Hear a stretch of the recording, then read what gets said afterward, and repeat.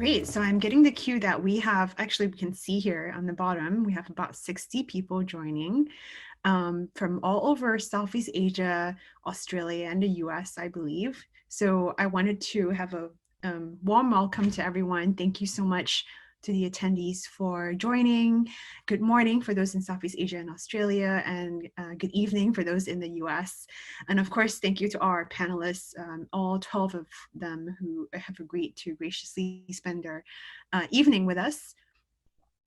So yeah, without further ado, basically this, the context of this panel is, or I'm calling it a roundtable discussion because we want to hear a bunch of different views from different people in the APAC region and cross-border startups as well, about how they're adapting to COVID-19. Obviously, this global pandemic is, wasn't expected by anyone, and it's caused a huge wave of changes, and not just socially, but in business as well. So really interesting lineup that we have here tonight to talk about how VCs, we have VC.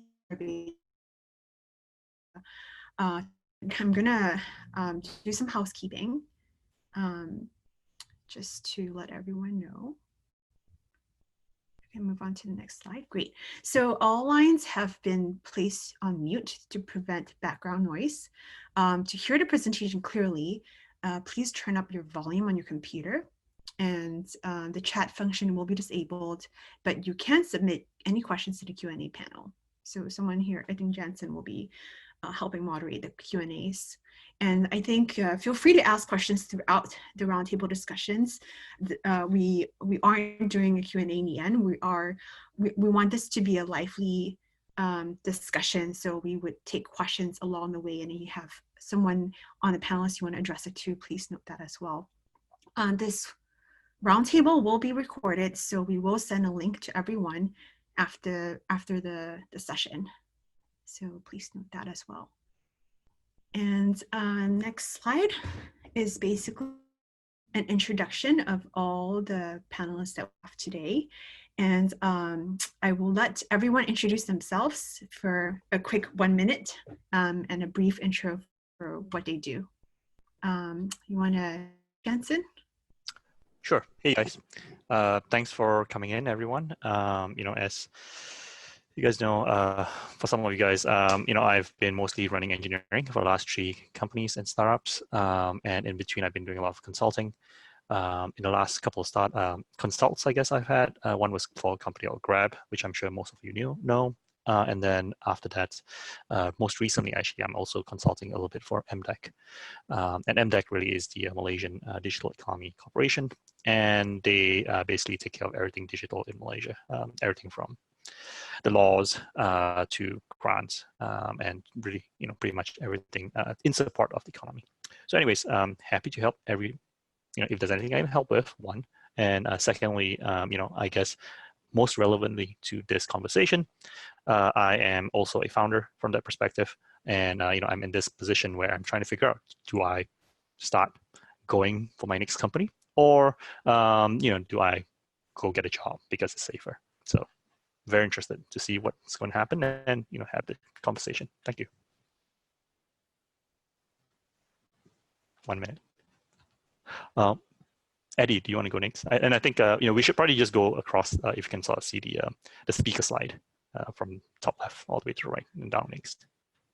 Hey, so thanks again, everyone, for joining. Really appreciate SVB, MDEC, as well as Janssen for putting this together. My name's Eddy Chan. We run a firm called Intudo Ventures. As far as we understand, it's the only Indonesia-only early-stage fund globally. We back Indonesian headquartered companies founded by Indonesians. For the most part, some key portfolio companies in our portfolio are Zendit, Halodoc, a lot of the category winners in Indonesia. We run a hyper-local operation in country. Everyone on the team's Indonesian, outside of myself, and we pair that with 24/7 coverage in Silicon Valley. So we're backed by about 25 of the most prolific VC funds globally, and we act as their Indonesia beachhead strategy. Prior to founding Intudo, I've been a founder for many years and also a venture investor across Silicon Valley for about 20 years. So early on, we did PayPal, SpaceX, Palantir, then certainly in China and today in Indonesia. Thank you.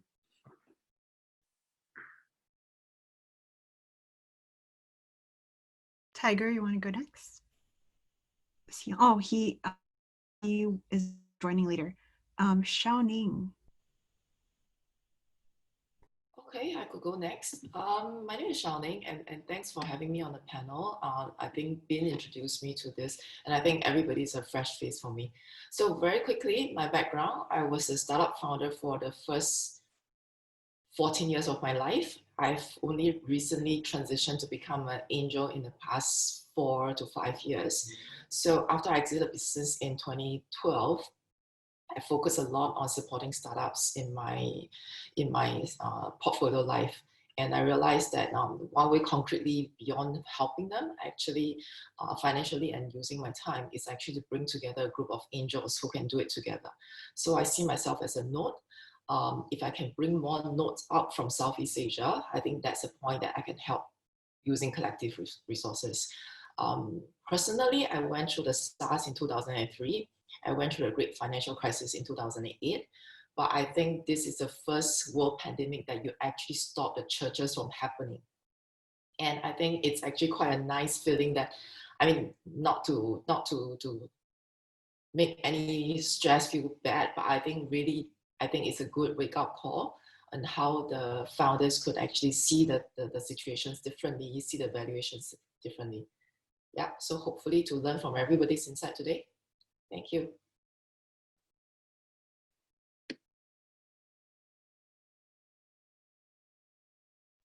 Ms. Desmond. Oh, you're muted, Des. You're muted. All right. Hey, everyone. Can you all hear me now? Yeah. It's good now? Okay, perfect. Hey, everyone. Desmond here. I'm one of the founders for this Workstream. So it is this end-to-end hiring software that is built for restaurants, hotels, healthcare companies, and more.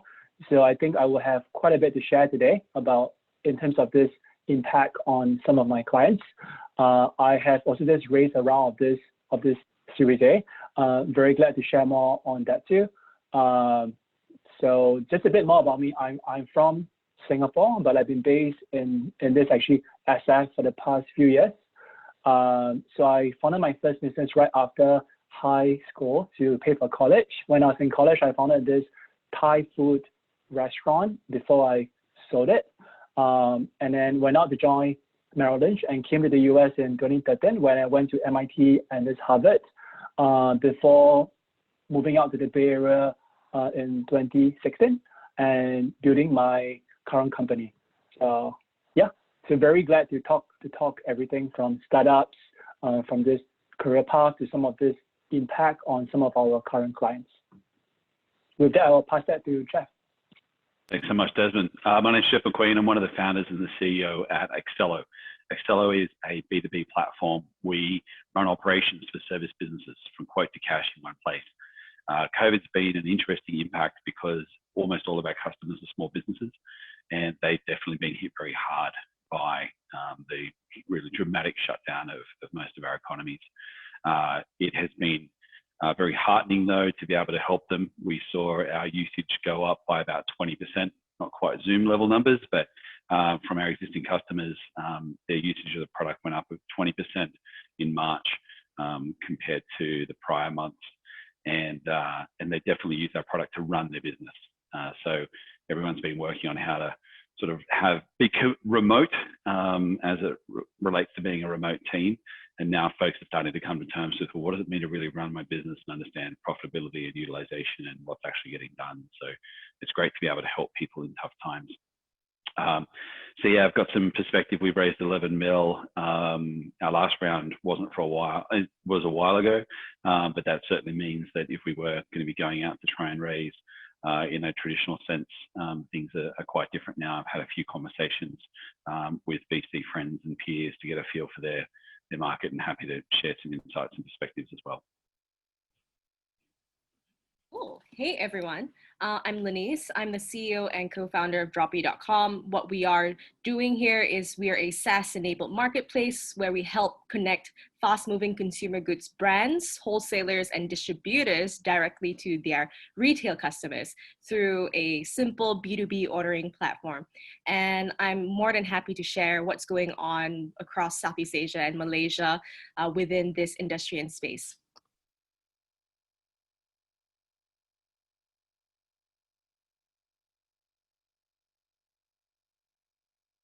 Hi everyone, my name is Quan Pham. I'm a CEO and founder of Pi.Exchange, based in Australia. Pi.Exchange is a SaaS platform offering full service, end-to-end service for AI application development and operational management. It's a tool for user of all shape and size, of all kind of technical ability to easily and affordably build your AI for business growth. So we focus on, simplify the technology, reducing the cost, and bringing a delightful user experience for our users, so that you can easily extract predictive insight from the data. For me, I moved to Australia from Vietnam for about 20 years ago. I used to work in very kind of like a number of different kind of capacity, mostly tech. My background is that I work as software engineer, cybersecurity consultant, on the way into like IT exec kind of level position. Found a Pi.Exchange about like 3 years ago, and has been kind of like expand from Melbourne to Singapore and Vietnam. We still have fairly small team at the moment comparing to other people's here. Really keen to got a chance to learn from you guys and share some of my experience in dealing with the COVID-19 as part of the conversation today. Thank you. Hi, I'm Ernest, co-founder of Veryfi. We're based out of Silicon Valley. I'm originally from Sydney. This is my second company, actually, venture-backed in America. Veryfi has been around for about 3 years now. We did the whole YC program back in 2017. And Veryfi is basically building software for project-based bookkeeping automation. It's been an interesting journey in my Silicon Valley time frame, which is about 10 years here. When I first came out to Silicon Valley, I actually came out during the recession in 2009, and it was also the H1N1 pandemic, as I learned a few months ago. But I worked for a unicorn company which acquired us. So I've got some interesting stories to talk about that, how they managed through the whole recession and what happened after. And I think that's sort of, from a founder's perspective, there's a lot of, I'm very optimistic about what's going to happen when we come out of, whatever this thing is called. I don't want to call it a recession yet, because a recession is typically 2 quarters in negative growth, and I don't think we've got the data yet. But it's definitely an interesting time, to sort of be running a company. Now, in terms of Veryfi, just a couple of other things. So we're a profitable company. So we don't really rely on venture capital anymore to sort of fuel the business. And we have delayed our Series A fundraising for a number of reasons, which I'm sure we can talk about later. Hi, my name is Tran. Good morning and good evening to everyone. Thank you, Cheryl and Silicon Valley Bank and Andy for hosting this. And thanks for having me. I'm general partner for 500 Stars of Vietnam. We are an American fund investing in the growth of Southeast Asia, in particular companies with a Vietnam connection. That means we have companies both in North America as well as Vietnam and Southeast Asia. We're the first Silicon Valley-based fund, early stage fund in Vietnam. We have completed over 60 investments. We're the most active investor in Vietnam. Prior to investing, I've been through a couple down cycles, the dot-com boom, as well as the great financial crisis. Those 2 times as a founder in Silicon Valley. My last company, you may have heard of, a company called Clout. We're known for the infamous Clout score. But yeah, we'd love to learn from this panel and share some of my thoughts. Thank you.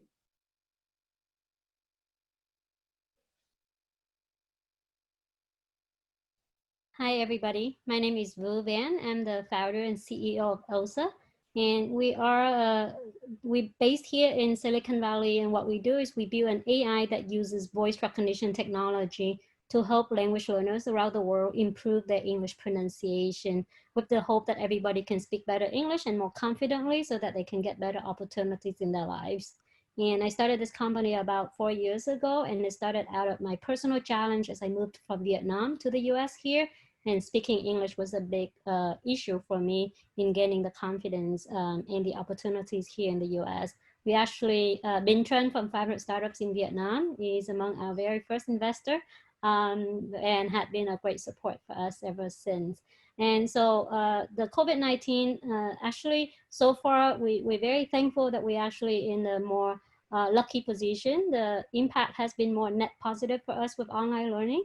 And so we can share more about what it means for us. And we're also in the process of doing a fundraising right now for our Series B. And so can also share with you the process of what we are going through and what we see right now with the fundraising market right here in the US. Thank you.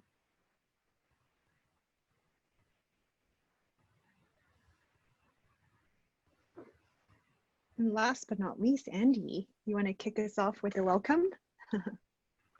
Well, thank you, Cheryl. Good afternoon, everybody from California, and good morning for those of you who are joining us from the Asia Pacific region. I'm Andy Tsao. I'm a managing director here at Silicon Valley Bank and head of our global gateway business. Thank you for joining us for what is our second Zoom targeting APAC, while representing the 6th in our Global Gateway series of webinars. In fact, just yesterday morning, we did a session for Australian and Kiwi founders on managing currency risk. First and foremost, I hope that you and your families are safe and healthy, and that you're adjusting to life in a shelter-in environment. For me, the boundaries between family and professional life have disappeared, and each day seems to blend into the next. On that front, it's the new normal that kids and dogs often wander into our background, so don't be surprised if that happens today. We are in unprecedented times, and there's a lot of uncertainty out there, both personally and professionally. The human cost has been terrible and mounting, but the recent data suggests that the shelter-in-place restrictions are making a difference here in the US. Much of Asia Pacific is in the same lockdown, and encouragingly, some parts of Asia are actually beginning to reemerge from the shutdowns, giving us some inspiration here that the restrictions can keep the pandemic in check. At SVB, we are open for business, and we're here to support our clients and our partners as we go through this crisis together. In the US market, we've announced several programs to support our clients, including processing the US government care and payroll protection program over the last 10 days. For those interested in more information on those programs, I would encourage you to go to our website. We've been through multiple cycles through our near 40-year history, and we have a good understanding how to navigate downturns. Personally, this is my third at the bank. 2000, the internet bubble, 2008, spurred on from the global financial crisis, and now this one. There are certainly similarities in terms of how the environment seemed to change overnight, the anxiety and the sense that the sky was falling. With the benefit of hindsight, of course, the innovation economy was able to not only survive, but went on to decades of unprecedented growth. The slide on the screen certainly illustrates this point. Yes, there were downturns along the way, but the overall trend for the tech and innovation economy has been very much up and to the right. Yes, these are uncertain times, but we at SVB are optimistic about the future of the innovation economy. And having done business development in Australia and Asia for more than a decade, I'm incredibly optimistic about the medium to long-term future of the APAC innovation economy. However, today we find ourselves in most challenging times as we try to navigate the effects of the pandemic. Difficult decisions will be made, and some good companies will suffer. At the same time, entrepreneurs deal with uncertainty all the time, and in many respects are well equipped to handle the adversity, particularly entrepreneurs from emerging markets where challenges are routine and often present tremendous opportunity if you can solve for those challenges. After all, as I say in our business, the best tech companies were built during the most challenging of times. Just look at Google and Amazon from the dot-com bubble, and Airbnb and Stripe from 2008. Again, the slide illustrates this point. I have no doubt that some of you on the Zoom today will be creating the next generation of great startups in APAC. So let's get the discussion started. I look forward to hearing the insights and perspectives from the terrific speakers. Thanks to all of you for being part of our program today. Thanks, Cheryl, for pulling this together. And thanks to Janssen and Horizon Connect for being a partner with us. Cheryl, over to you. Thank you, Andy. So I know that Desmond has something to share about how his product is serving customers and what he's observing, because he serves a lot of small businesses and restaurants, and he has to leave at 6. So I'll let him share his views first. And congratulations, he just closed a $10 million Series A round in Q4 of last year. Luckily, you did that right before the pandemic. But yeah, feel free to kick it off, Desmond. Yeah, thank you so much. First, I'm gonna give a quick actually shout out to Binh Tran, because he was also one of my early angels who has been very helpful. So thank you, Binh. Yeah, so we closed our 10 million Series A actually late last year. So we are in a spot that is very lucky. We were actually able to get 6 term sheets in the space of like three and a half weeks. So things went very well. So we picked actually Founders Fund in the end, which was followed by CRV, CEO for Zoom, CEO for DoorDash, JV, and more.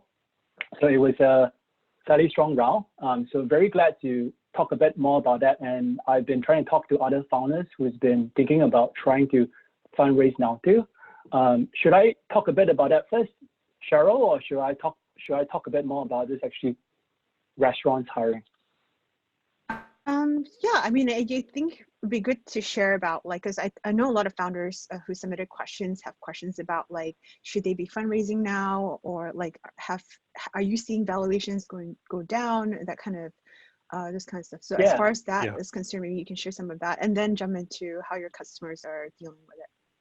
Yeah, and I think I'll add one thing, Desmond, if you can also touch upon, given that you have raised a significant amount of money just before what is actually a very big downturn, how's your outlook with regards to how aggressive you're going to be in this particular period, given you actually have a war chest that can use? Yeah, thank you for that. I think those are both very, very good points. Firstly, just touch a bit on what Cheryl was saying. So I think, yes, people are still trying to raise funding, and yes, I think VCs are still trying to write checks. So all that is true. We definitely see the price of the rounds coming down very much. That is what we see. It's almost like a 30% to actually 40% cut from when it was at its peak prior to this virus. So that's something that we see. So it is also getting harder for actually VCs and founders to connect, because people are not having to meet face-to-face. They are doing it over Zoom, right? So when I talk to other founders from this founder's point of view, try to tap upon people that you know, people that you have met in the past, right? Because it will be harder to build trust with someone like virtually over Zoom as trying to compare that to someone who you have known from the past. So that's the first point. Second point to make on whether or not you should fundraise or not, I think that is based on how much runway that you have. If you have more than 1.5 years runway, then I would say, yes, hold off if you can, right? But not every company has that choice. If you have less than 12 months runway, then I say, yes, let's try to fundraise. So I think that's the quick answers that I have to some points that actually that were asked. To the second point as to, since we just had our fundraise, how am I trying to manage the cash? We are being very prudent, right? As a team, we have always been like very prudent from the start. We have always tried to manage our cash flows well. So things haven't changed for us. We are trying to grow, but we are not trying to burn a ton of cash in order to grow, right? So yeah, so that is what I would say. On our end, we are trying to grow it in a way that is actually prudent. So yeah, hope that is helpful. Yeah. Yeah, any question other than that on the part on fund raising? Happy to touch a bit more on that, or go into the trends that I see across hiring for this restaurants and this hotels. Cheryl, should I do that, or Yeah, what are your thoughts? yeah. Perfect. Please jump into Good. it. Yeah. So in terms of So I hiring guess across, Workstream, yeah. I guess do you want to? I don't know if you mentioned earlier, but Workstream helps small businesses hire temp workers, right? Is it? Yeah. So let me jump a bit on that. So what we are working on is called Workstream. So it's an end-to-end hiring software built for restaurants, hotels, healthcare companies, and more. And today we have a few hundred brands from Jamba Juice, Subway, Hala Guys, Westin, Merit, and more. So we have a very, very broad range of clients across various sectors. So we've been able to see a lot of really good trends in terms of who is hiring and who are not. So I would say that yes, many sectors like restaurants, hotels, they are not hiring, but there's also some other sector they are still trying to hire. If you think about healthcare, supermarket, gas stations, warehouse, companies that are trying to hire drivers, those are still hiring, and those are trying to hire more, right? So I would say that in the past few weeks, trying to compare April versus February, we've seen almost like a 3x growth in terms of job postings for this actually drivers, and we are seeing a 2x growth in job posting for this actually nurses. So net on your platform, all hiring has been up, actually, not down. I would say it's been flat overall for us, right? So many companies are not hiring, like I said, but there are some companies which are hiring, and they are hiring more. So that is one of the trend that we see.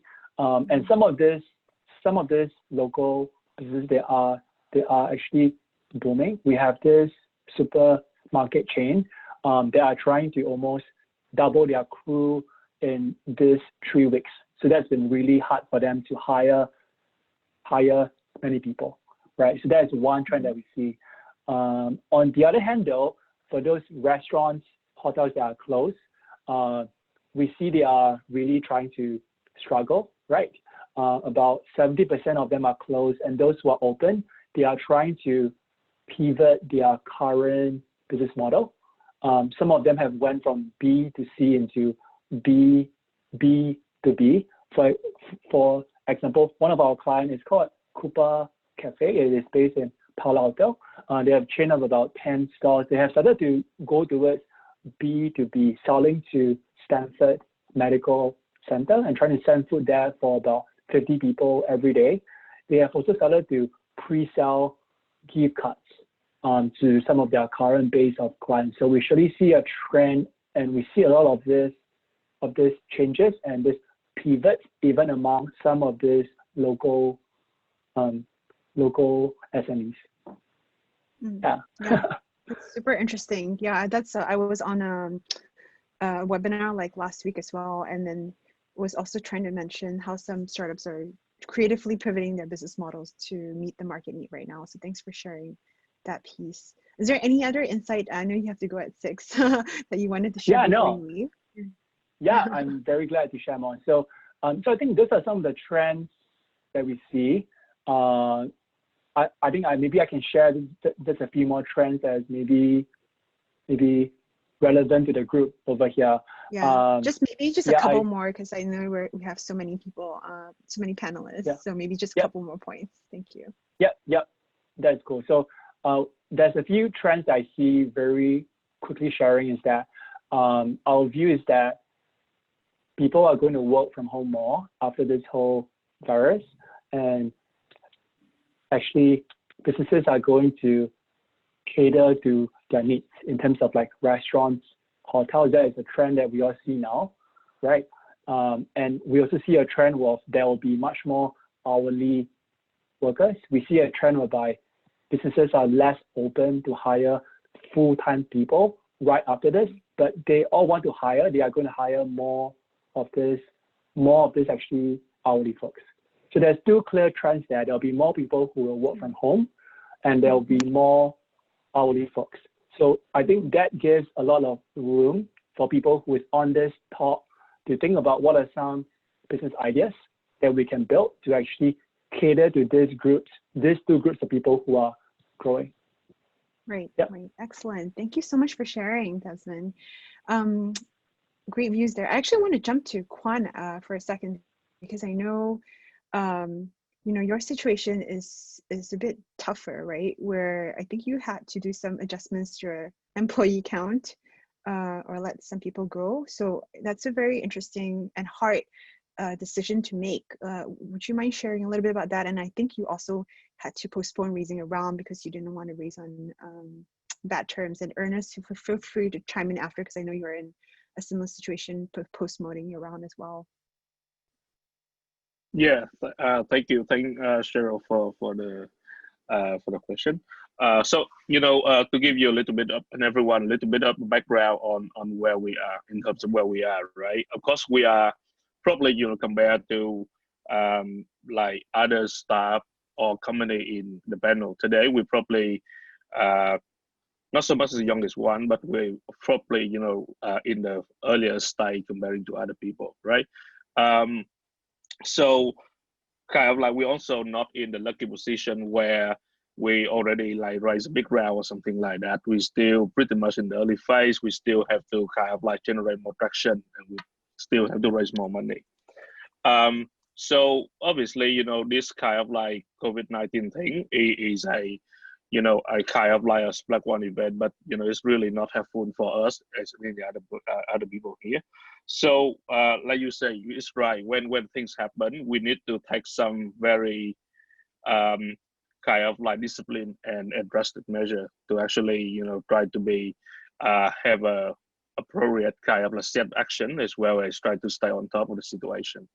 And yes, you're right. We kind of like when we look at this, right? We at the same time we try to grow. We try to be able to like in the middle of something. We're gonna launch a new set of service offering for especially targeting people that like a setup self-service AI tool for people who work remotely and collaborate in a collaborative way, for example.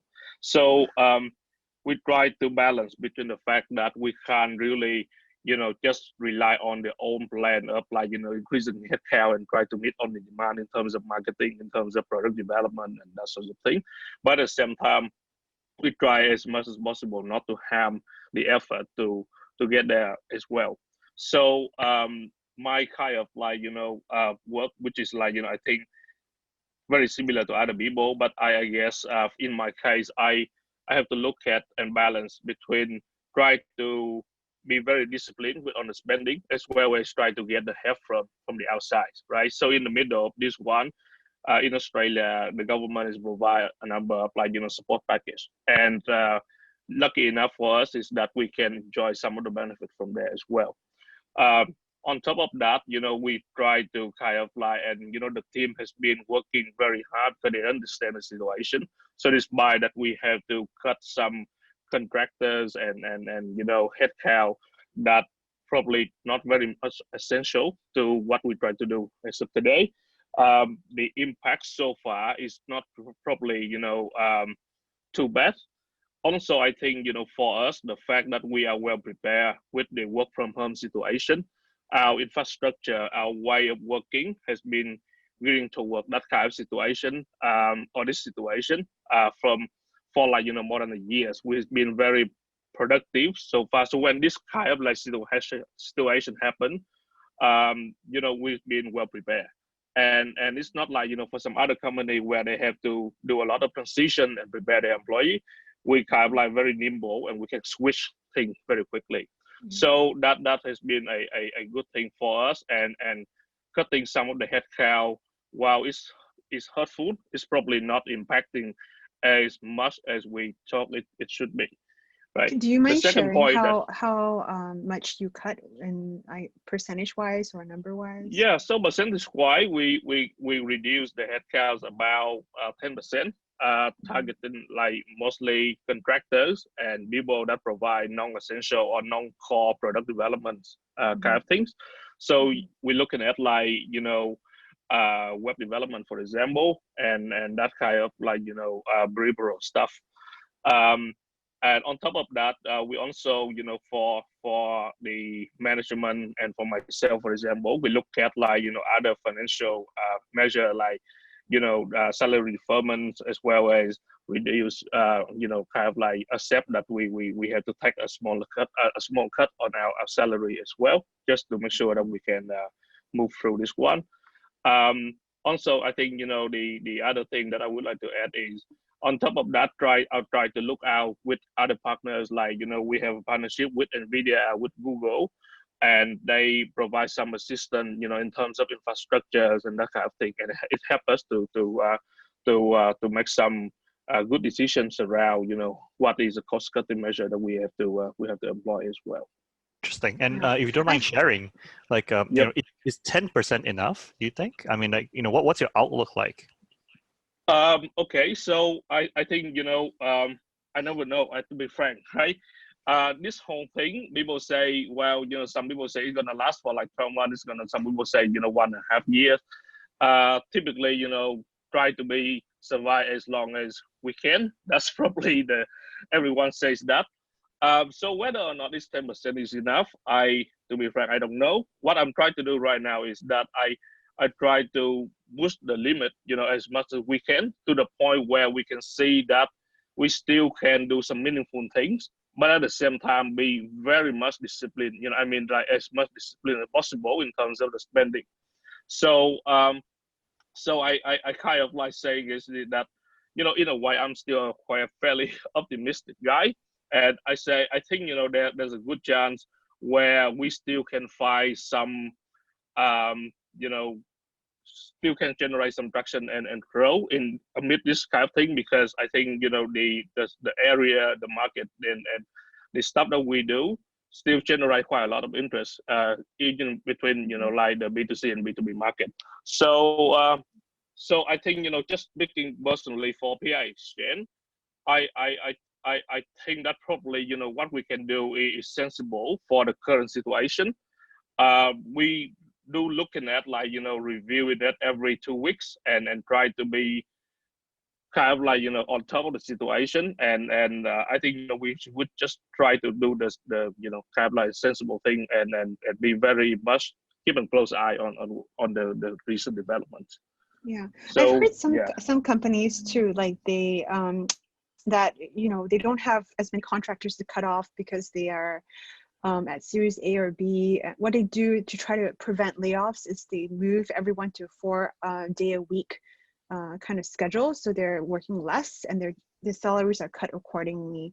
So that's kind of one strategy just to share that you can apply if you are in that situation. I want to actually move on to. Can I just add another strategy? Yeah, to that? yeah. I think I was just going to let you speak. Yeah. Quan mentioned it very briefly, but reach out. Like you obviously have all startups have expenses, right? But reach out to any single partner, like your AWS, right, for web hosting, or Google, whoever is web hosting, and tell them, have you got any program for to help us with any sort of discounts? They do give discounts. I've managed to get discounts from Intercom. There's a bunch of other companies, AWS, right? Just reach out to them. There's actually a lot of startups doing that. There's a lot of discussion around that in Silicon Valley. Maybe it's more around the YC community, but you can actually reach out to AWS, Google, Intercom if you use it for communicating with your clients, Google Apps, and ask them for a discount, and they'll be more than happy to give it to you. If you don't, you never get, right? So it's better to ask. And I think everyone understands the situation every startup is in, and a lot of the large companies understand that the startups are the seeds of the future of some large company, right? And so if they don't help the startups out today, these companies might not exist in the future, and therefore their revenues might also be impacted. So they look at it as a future investment by giving you a discount.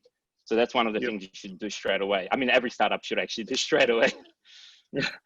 Yeah, I agree with you. Actually, I think the key point is that asking for help. Don't be afraid of like asking for help, right? And ask everyone.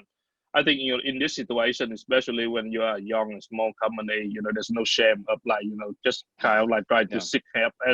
And I think I try to do that in a holistic way. I mean, it's not just like looking at, of course, the salary and the spend.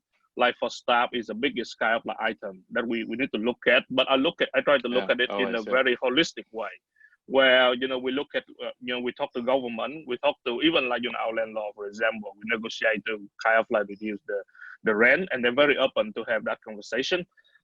Even though we're in the middle of the contract, right? So there's no kind of like term or condition that allow us to do so. But we do open that conversation, and they are receptive. They're very open to consider that kind of thing. So and at the end of the day, I think just touch on the point about fundraising that Cheryl kind of like mentioned earlier. Of course, I agree that in this kind of like part of this period of time, if you can live with you already have enough runway and cash to survive, there's no point to go out and raise. But if you still have to do so because of whatever situation you are in, I think the sensible way is probably try to look at some raising from like home office or high net worth individual. For example, we have some delay from the previous round where people will say, okay, the market crashed, the liquidity is dry up and that sort of thing, and we have to delay the things a bit. But having a frank and open conversation get us a very good way, a good visibility on what would be coming, what would be delay, and help us to build a pipeline of activities and planning it accordingly, right? So I think there's up and down, and there's some hiccup along the way. But I think so far we managed it quite all right. And couple that with the space that we're operating in, I think we're in a fairly good position so far. And also do look through government, right? They offer a lot of help and loan as well. So like I think in the US they have similar thing, but in Australia we also have like bank open up some unsecured loan for staff, and now they kind of like looking at some sort of like special support for deep tech staff, for example, in the space of like AI, machine learning, nanotechnology, that kind of stuff. So do look at that as well. Try to have a holistic kind of like plan. Cool. So speaking of like financing and additional financing, I guess, I mean, what as VCs, I guess, and investors, so Shao-Ning, Eddy, or Binh, I mean, can you tell us a little bit about like where would you actually double down? Especially obviously all portfolio companies need to rationalize, but what about companies that you're seeing that, hey, you know what, guys, we should really just put more money in it? Are there companies that make sense? Yeah, of course. I can't really comment on the particular companies, right? But I think we talk about sectors or market. Quan, probably I think Quan, yes. I think they were talking back to the VCs. Oh yeah, but, sorry about that. I thought that question get back to me. My apologies. Sure. So there's Binh, Eddy, Ng. I was going to say, the Great Reset, some people call it, right?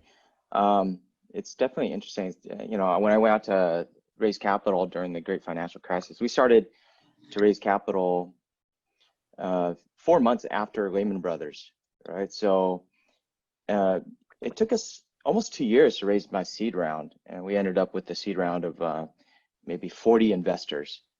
So we were taking checks as low as $5,000, just trying to scrape any money we could.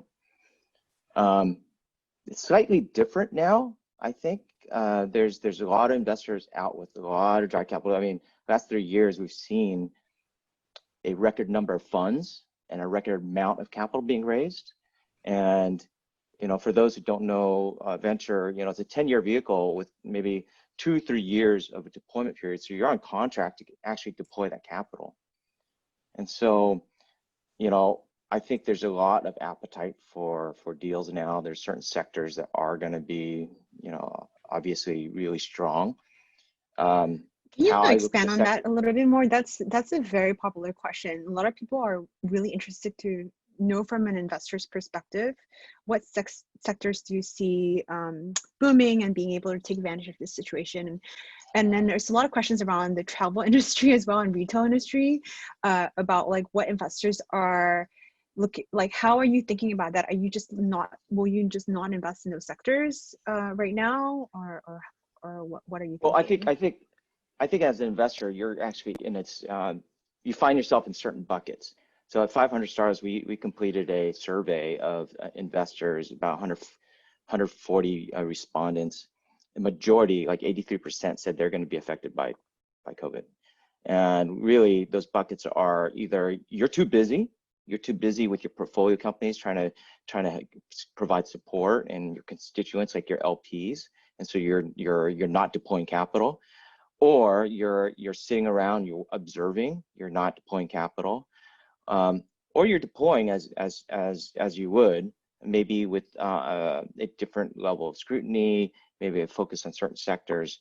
You know, at 500 Stars Vietnam, we're continuing to deploy capital, but you know, for us, I mean, I like to look at it as like almost what hasn't changed in the world, you know, with this pandemic. And since we're long-term investors, we always think about like, hey, 5 years from now, what's that market look like? So, you know, what hasn't changed? You're going to still probably travel, you know, not right now though. You're still going to eat. You still need to buy clothes and have, you know, use the internet. So it's almost like looking at it from a hierarchy of needs, and really boil down to, you know, where areas are growing. There's also companies that are kind of, I guess, kneecapped when it comes to valuations, and there's opportunities there as well.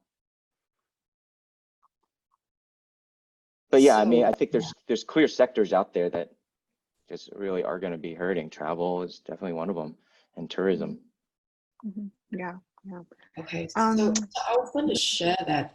So on my personal portfolio side, I have 28 companies that we personally invested. So we did an exercise about 2 weeks back, just looking at. And Shao-Ning, do you invest in mainly Southeast Asia or US companies or both? As an angel investor, right? Yes. Out of my 28 companies, I think the furthest I've invested, one in Helsinki and one in Kazakhstan. But these two actually subsequently gave me a lot of tax issues. So for now, my strategy will be Southeast Asia. So yeah, so that's so out of the 28 companies, I would say that about so we categorize them in three groups, right? So one group that is doing really well because of the environment that we're in. Then one group that is we expect them to drop between 25 to 50%. And then there's the last group that is more than 50% affected. So out of the 28 companies, I think we have about 6 companies that is in the first group that is actually doing really well because of the environment that they are in. And the second group is they're being affected. So that group, we actually had a one-on-one call with them to say that how are you going to manage finance and how do you extend your runway. And the last group is really asking them to give us scenarios that you're going to see 0 revenue for 6 to 12 months. What's going to happen? So we actually went through the exercise and get everybody to think about that. So actually, just now to echo Desmond's sharing. So I used to run a job portal, right? So a job portal, basically, your strategies is your paymasters are the HR people. And during downturn, actually, you have to change your focus. You're still doing the same business, but you have to change your focus. You've got to be a lot more tactical. So I think that probably applies to, that thinking actually should apply to almost all startups and all founders. How can I extend my runway by finding extra revenue?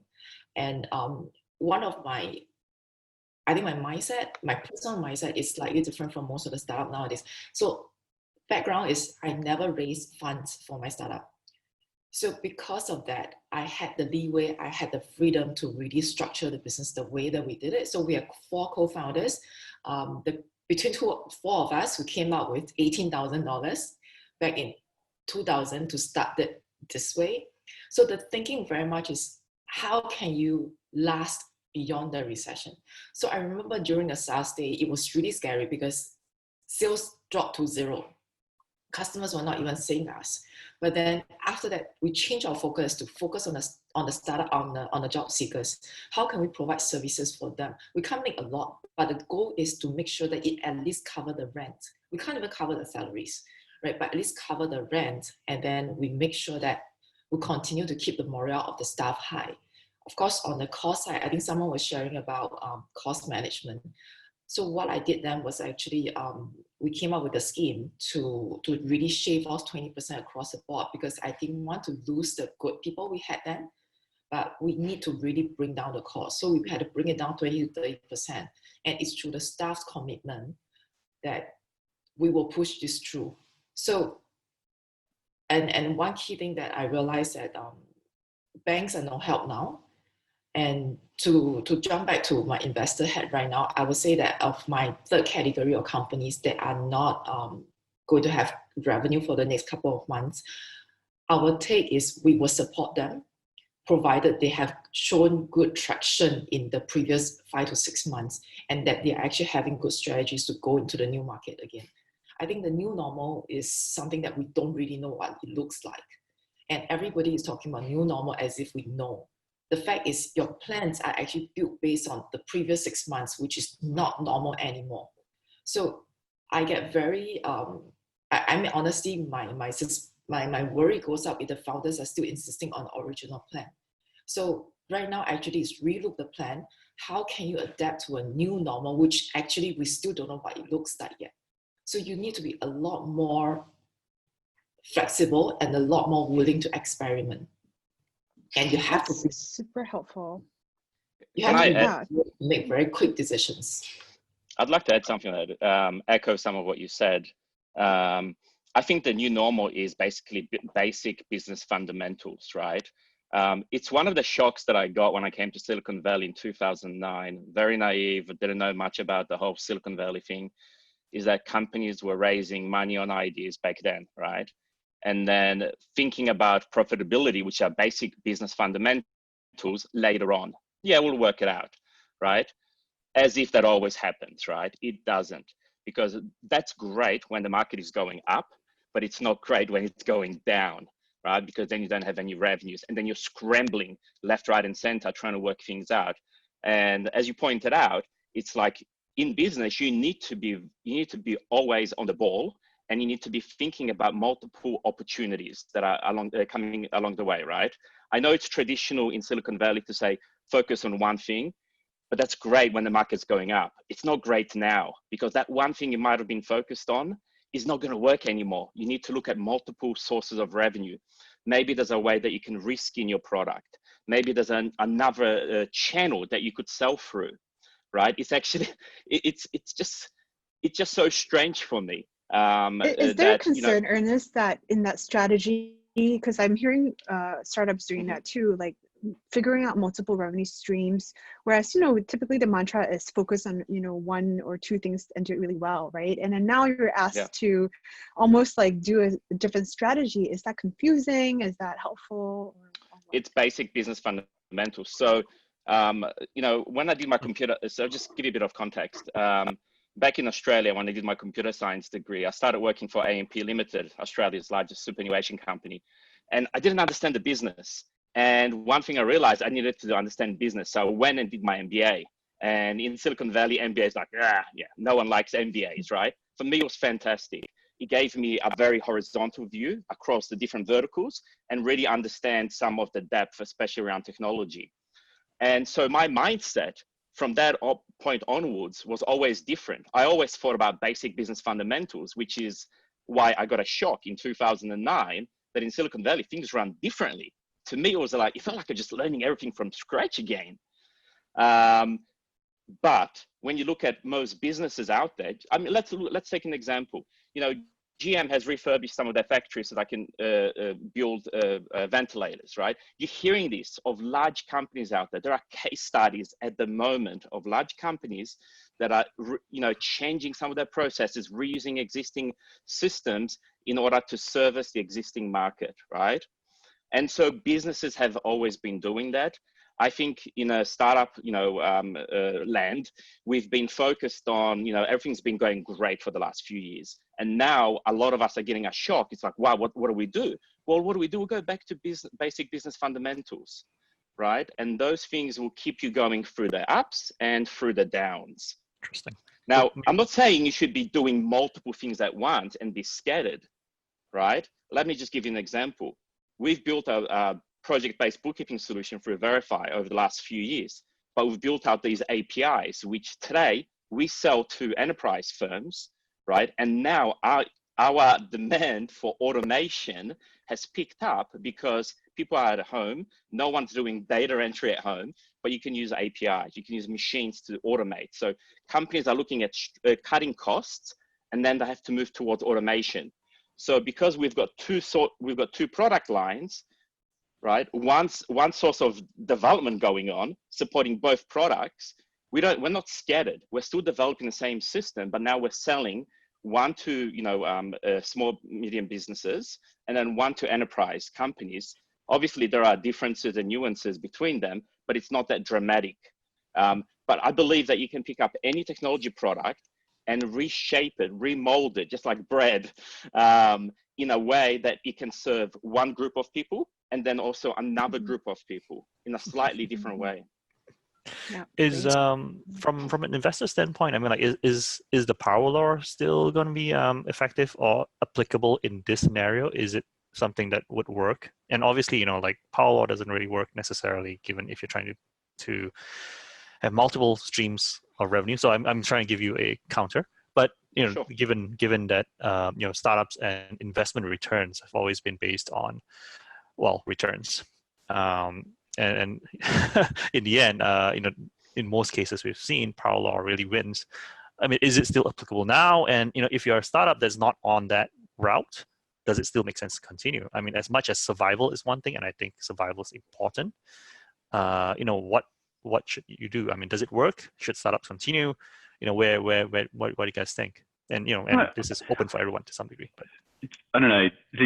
My perception from talking with investors and thinking about how we approach market dynamics is that the power law still applies, but there was this kind of disconnection from reality for quite some time over the last decade, where the power law was being pursued without any interest in unit economics and was in effect kind of stealing air from the future by, even when we saw it most prominently with the Vision Fund, where it was like capital as competitive advantage.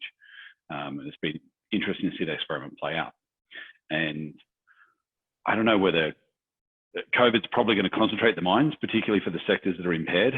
I think for most of the tech industry, if you take, to Ben's point, the long-term view, the 5+ years, what's not going to change, that this period is probably going to be a net positive for our industry, because we are able to help people to do more, to operate remotely in many, many ways. I don't think the power law dimension necessarily changes, but it does mean that you're not necessarily going to be in a fight to be number one, where most of the benefits accrue to number one against 3 or 4 other folks that have got really messed up unit economics and really messed up go-to-market strategies that are just continually borrowing in a different form of, I mean, if you look at the liquidity preferences that stack up as folks do crazier and crazier deals for bigger and bigger valuations, there's a great article in this week's Economist that likens it to getting, it's not debt, but it operates in a similar sort of way, where you've just got this stack sitting over the top constantly, layer upon layer upon layer.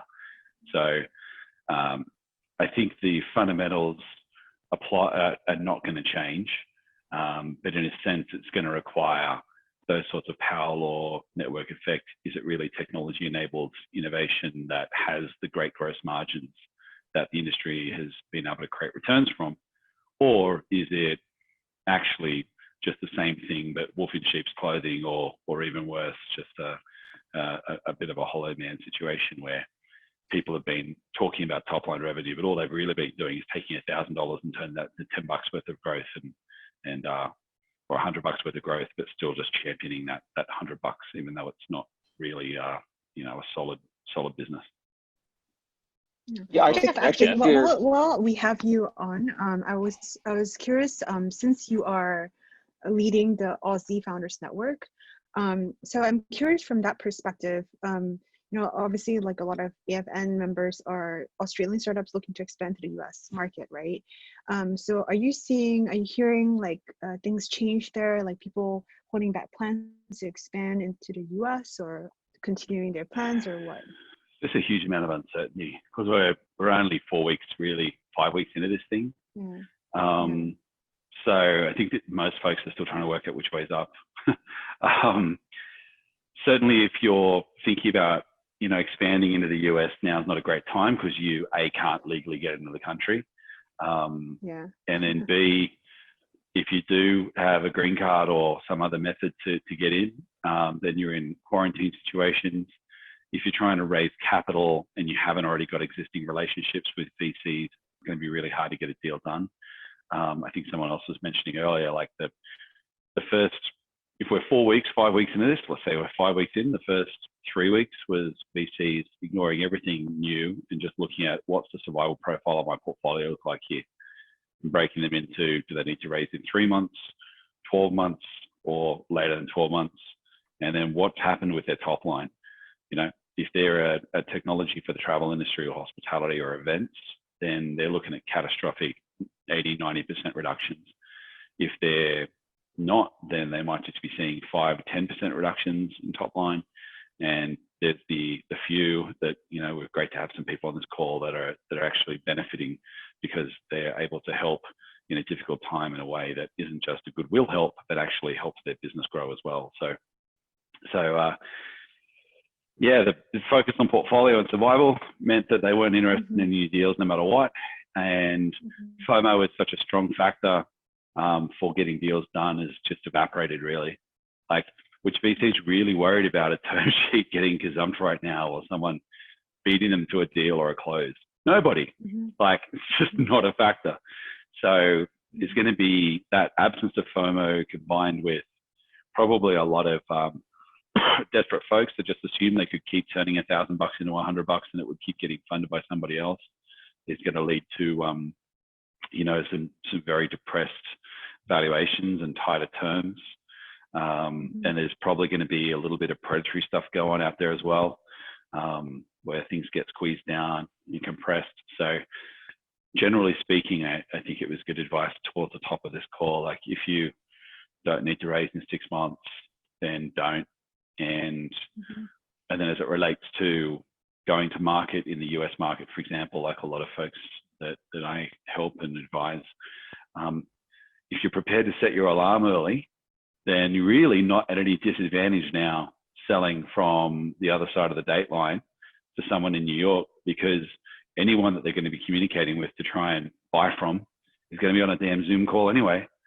So, aside from the fact that you can't solve for time zones, it's flattened the world out pretty significantly during this interim period. So I just suggest folks sit tight, focus on product market fit. Sure, diversifying your income sources per Ernest's advice is good in some respects, but I would challenge it a little bit. I wouldn't try and become something that you're like absolutely not is some form of desperate thrashing around if you can survive through and ride through by doing some of the other great advice on this call in terms of cutting your overheads, and instead just double down on product market fit. And we're actually, like in our business, we're kicking off some stuff that's internally orientated, but I think it'll actually have some pretty good external marketing benefits for us in the long term. Our customers, just like you guys, aren't commuting anymore. So we actually, admittedly, per Andy's comments at the top, we got dogs barking in the background and kids running in needing a diaper change or whatever, right? So it's more disrupted, but tell me about it. We actually have more time. And so we're going to be spending some time fireside chat style with a dozen or more of our clients, with all of our engineers, for example, and all of our go-to-market team in attendance, something that we've known we've wanted to do for a really long time to help nail a deeper understanding across the org about what we do to help run a professional service business and what a day in their life looks like. And we're like, well, they've actually probably got time on a Friday afternoon now that they're not doing a commute or thinking about going on a vacation or having to trudge through TSA or an airport because they're not actually traveling. So maybe there's some silver linings here to be had where it's about focusing on product market fit, focusing on that user and that customer and taking advantage of the kind of forced isolation. You know, you look at the history of some great open source technology and think, why did so much of this come from really far northern cold climates? You know, and there's an argument to be said, well, it's because it's miserable to go outside there for a lot of the year.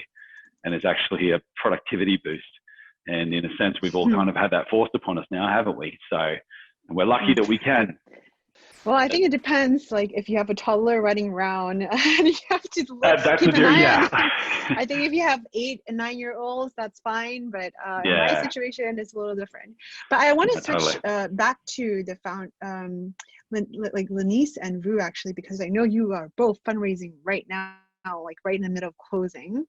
I'm really curious, you know, how, because, you know, some people are lucky to have closed a round or can postpone a round because they haven't started. But what are you guys facing? You're in the middle of it. And have you had to, who was it who mentioned you have to change your strategy, right? Like, have you midway and be like, oh, here's the plan in this situation? Lennise, so you want to go? Yeah, I could take on that first.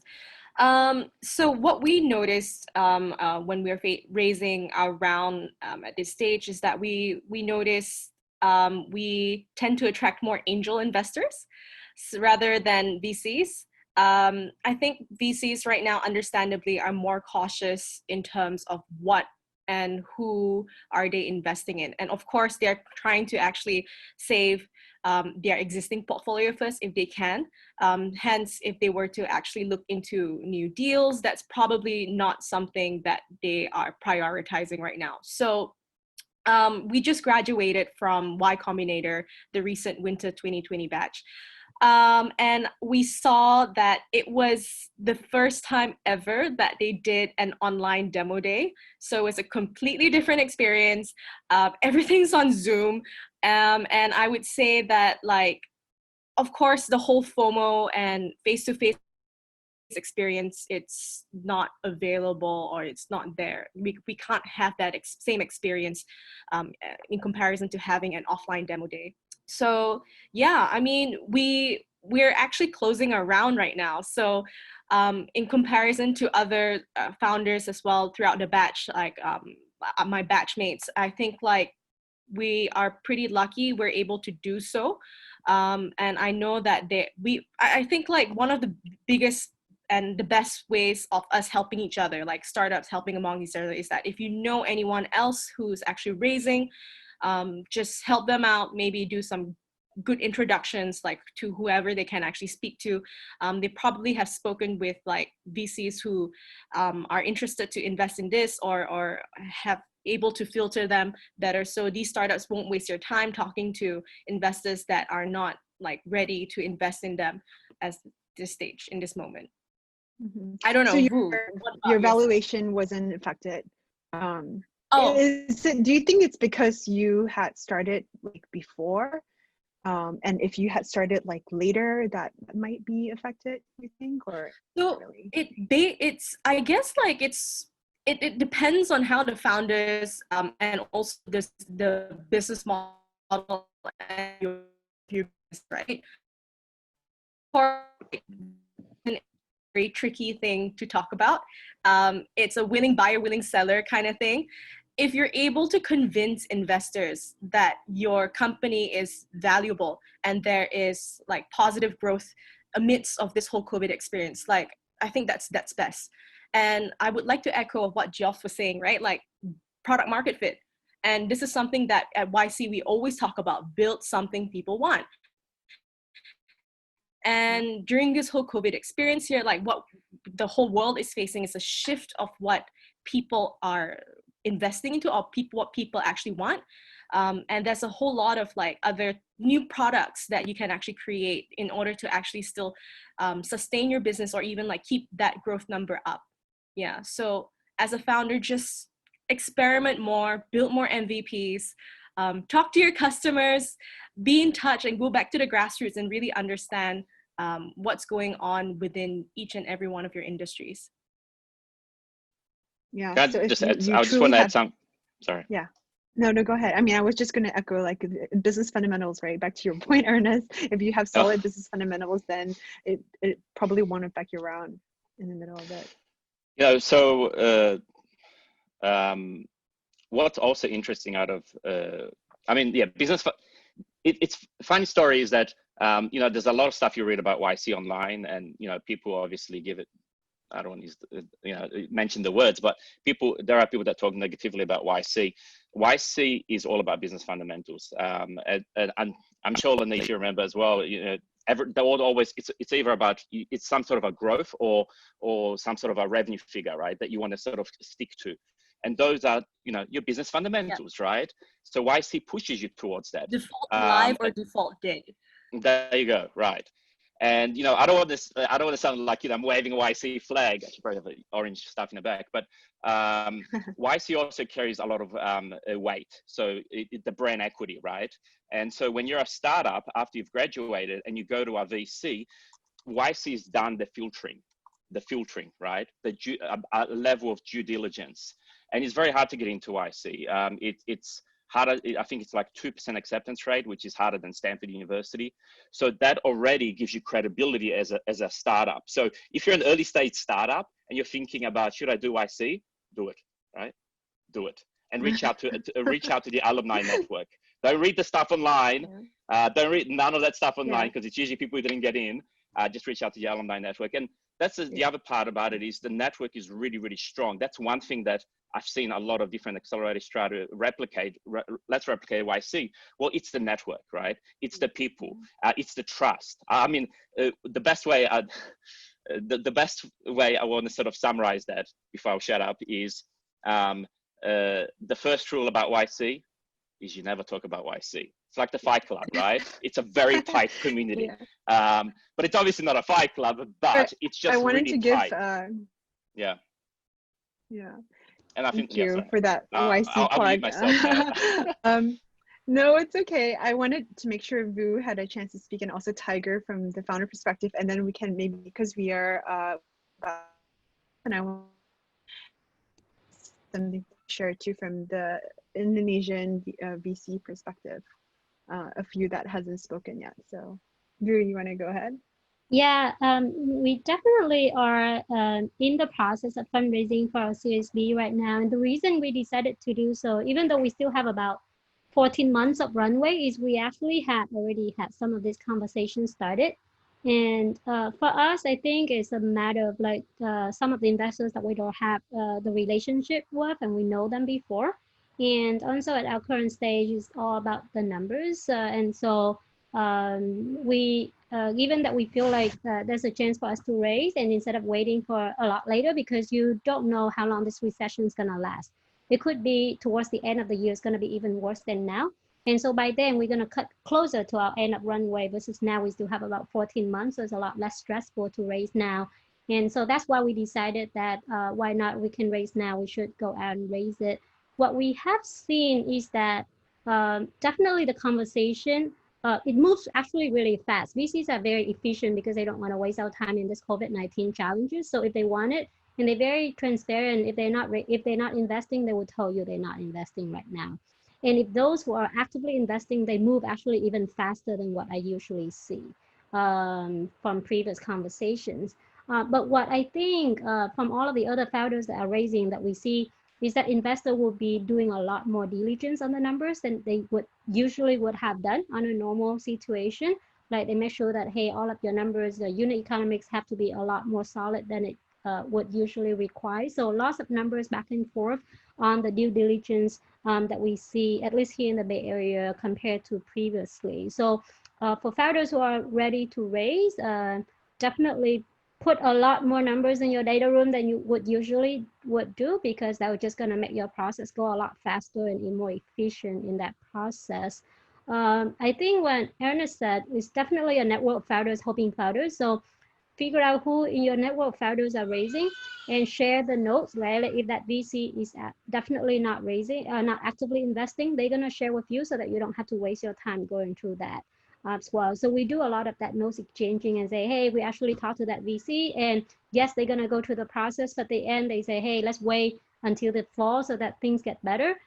So those are some of the insider information that you want to get with your founders, because then you don't want to go through that process for 2 weeks just to know that they're not going to invest in you, because not because of your performance, but because that the fund is a little bit more holding back right now. So I think those are the few things that we do for founders who have closed, at least at our stage.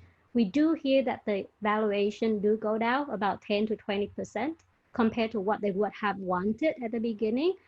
So that's for the founders to also make the decision. If you were to raise now, are you okay with that 20% down in valuation versus you wait for 6 more months?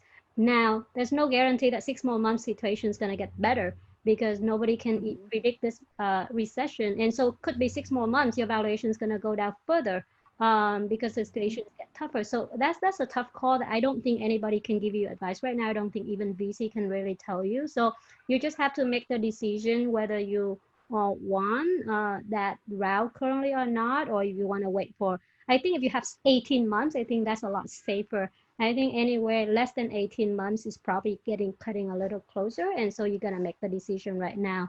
But valuation in the short term, to be honest, is not going to be the top worries that you have. I think if you continue to do well, 10%, 20% right now is not going to make it look bad in the future. So giving all of that information, that's why we decided that, hey, it's not a bad time to raise. And I think the process hasn't been as bad as we had thought going in.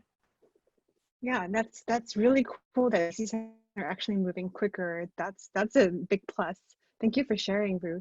I guess we can take maybe the last 10 minutes to chat about Indonesia, between Eddy and Tiger being the largest market in Southeast Asia. Do you want to share, just like, feel free to share any perspectives, no specific questions, but from the Indonesian side, Eddy and Tiger. Hey guys, maybe I'll go first. Just a quick introduction, so I'm a little late.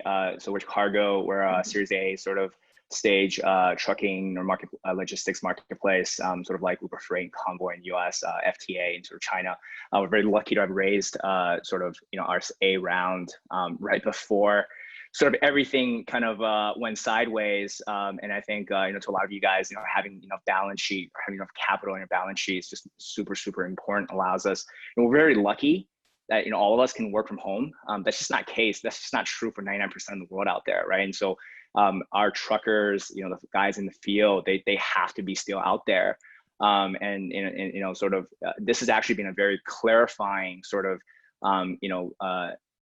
process for us to our mission. And we used to do a lot of things. And I heard from Ernest, I think I agree with you. You have to diversify your revenue base, but we actually dropped a lot of our side projects, almost every other sort of things that didn't sort of focus on the core sort of delivery business. And we focused everybody to now go and find critical suppliers of goods. And we're importing masks from China and ventilators from China to Indonesia, because this is first and foremost just a humanitarian and social crisis.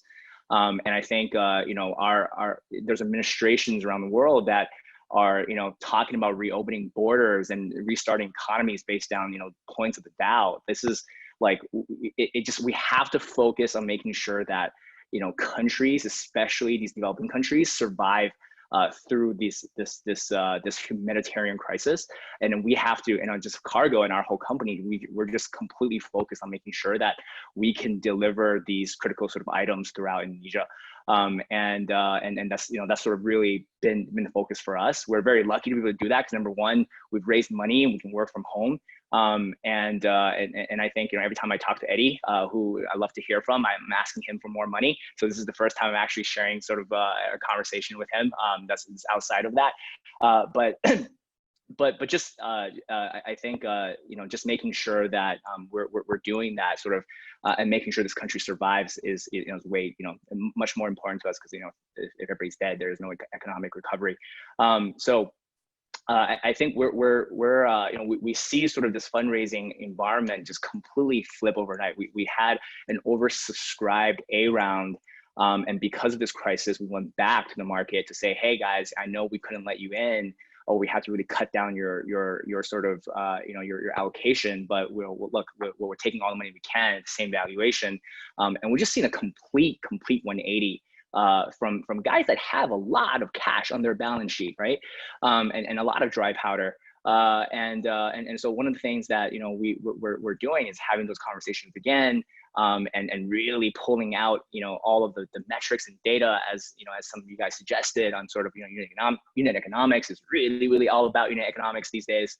And when we're showing positive unit economics, people are still afraid to really to sort of pull the trigger.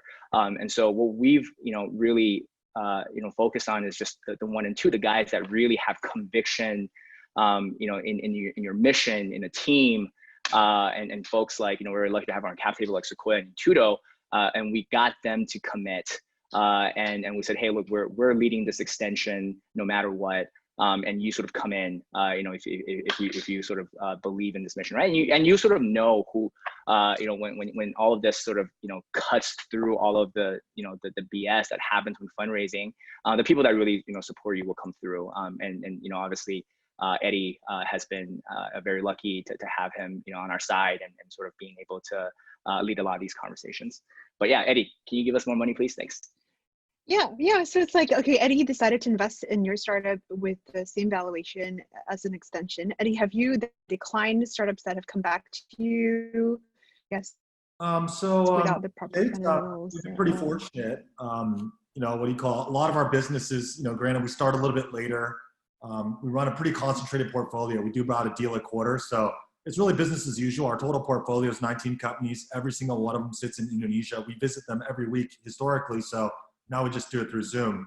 In terms of my companies, it's not that they're good. It's just in part, certainly guys with Tiger, but in large part, a lot of it's like luck, in that a lot of our companies just happen to be on the right raise cycle, in that we raised capital, call it in the second half of last year, or the first quarter of this year. I like to say for every, call it business model, if you will, business that say in Indonesia, there may be 3 to 5 legitimate companies that we respect.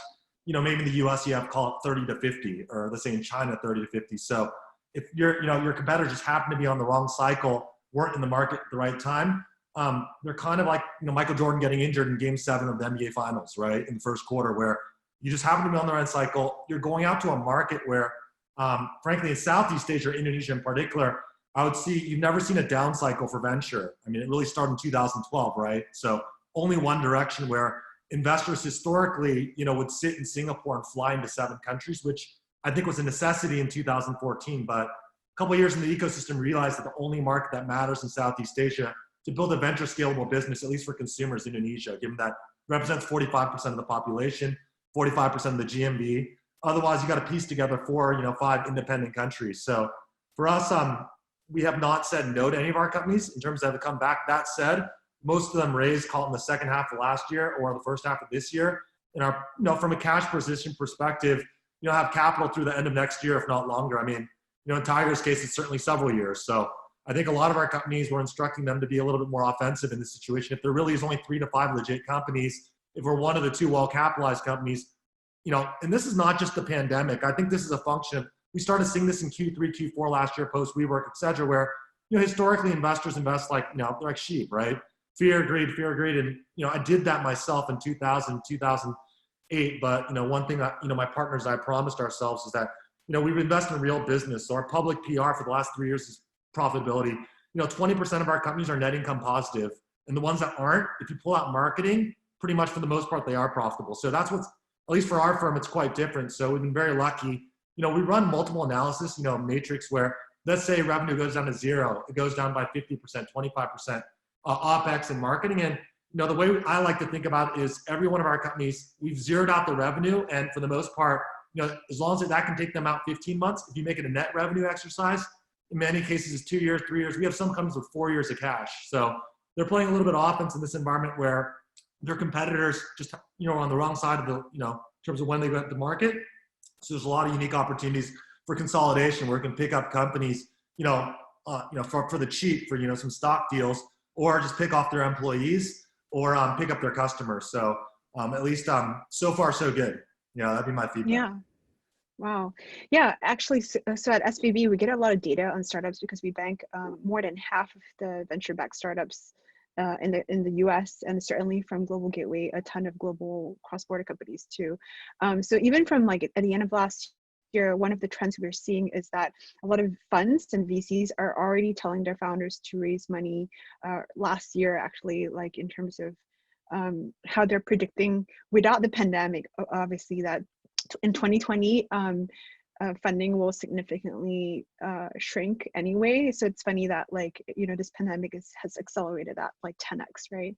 And the other trend was that that we saw at SVB was that there's a bigger gap happening between first-time founders and repeat founders getting first meetings with VCs, and how that was already happening all throughout last year. And now it's, with the pandemic, it's even, again, like 10x, right? If you're a first-time founder, it's harder to get that first intro to the VC unless you've been introduced by a founder friend. I want to, there's 3 minutes left. I wanted to open up to the panelists in terms of like what, oh, hi, Binh's daughter is on too.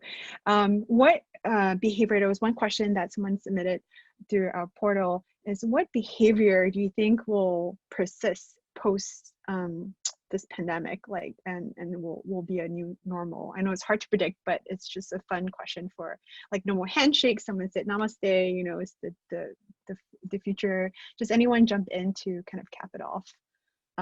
What social trends or even business trends you see being the future? I mean, someone mentioned work from home as one. So we have a little over 60 companies in our portfolio, and the ones that are kind of winning, folks at coffee, obviously e-commerce, social gaming, remote engineering, companies that are pivoting to kind of like touchless society, contactless. and contact, yeah, and then therapy. Telehealth, yeah. What social norms are gonna go away? Like, are we not gonna hug each other anymore? Well, anyone else? I definitely want handshakes to go away. I think we spread way too many viruses through shaking. I much prefer to do the Spock way of hello, or maybe the Japanese way of you know, bowing. I like that, it's respectful. But I think the handshaking, that's just old school from medieval days when we showed we don't have any tools in our hands to kill each other. Well, it's handshake, but in the US, you also hug each other, right? Which is even more, or in Europe, and we kiss. Yeah, if you know someone a bit more, yeah. I think the Italians do the most hugging. A lot of Europeans. That didn't work out so well, did it? Yeah. I hope more businesses start thinking about going back to business fundamentals as well. I think that's going to be important, because we can't always be optimistic. Sorry, we can always be optimistic, but we can't always have an environment where everything's trending up, right? We're going to see that quite a lot.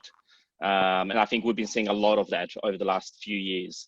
So going back to business fundamentals, so more businesses can survive, and maybe it's going to put a bit of, people that want to become a founder will stop and actually think about, what does it really mean to be a founder? Is it because now I call myself an entrepreneur, or is it because I'm actually going to go and run a business, right, and make a difference and add, you know, value to shareholders and so forth? I really hope that will change as well, because I feel like in the last few years, there's been way too many people jumping into the whole startup game because they want that fancy title. It's not about that. It's actually about, it's actually hard work, right? It is. Shao-Ning, you unmuted.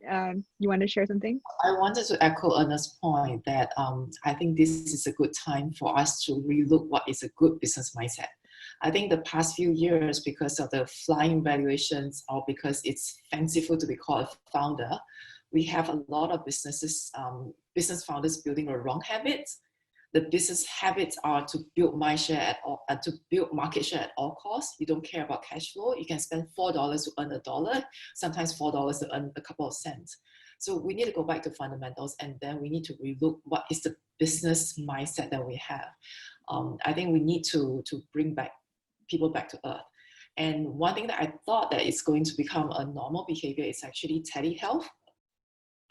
It's interesting to see the number of people really jogging on the street, even though we have a circuit breaker in Singapore. More people are exercising now, regardless of what's the weather out there. And I actually see people jogging in the rain. And I think it's just the fact that you're being cooped out at home that it makes you realize that you need to get out there.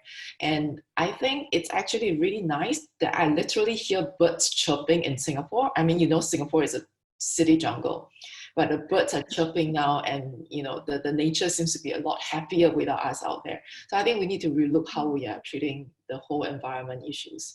So that's actually one thing our habits I think will change too. And I think piggybacking on that, there's going to be, I'm already seeing it socially and professionally, a lot of the things that people get bent out of shape about, whether it be, you know, people having feuds online or culture wars in the political domain, or none of that shit matters. It's a complete waste of time and energy. It's like people spending more time with their family or missing their family more. People not having the liberty that they're used to having. I think there's definitely a positive dimension of the centering that will come from this, and might wash away some of the BS that that has certainly distracted a lot of folks. Then conversely, folks are spending a lot more time inside watching YouTube and Facebook, so maybe they're just going to come out of this more paranoid and argumentative than ever. But I guess we'll see. But I like that we're all ending on a positive note. I mean, I did see on TV just the other day that 65 people are working out 65% more or something. So to Shao-Ning's point, I like that we're all talking about like the fact that we are forced to go back to business fundamentals and what matters. We're forced to, you know, hopefully not forced to, but we are spending more time with family and loved ones. We're going back to the basics, right, all around, and we're focusing on health and loved ones and unit economics, right? Everyone take note.